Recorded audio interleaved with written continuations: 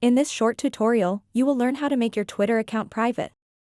Having a private account means that only approved followers can see your tweets and interact with you. It provides an extra layer of privacy and control over who can access your information on the platform.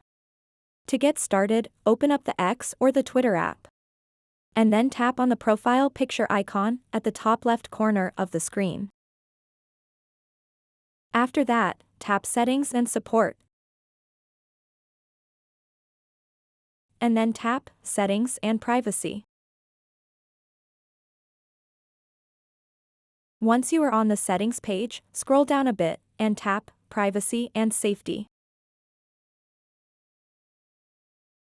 And then tap Audience and Tagging. To make your Twitter account private, toggle on the switches next to these two options. Protect your posts. Only show your posts to people who follow you.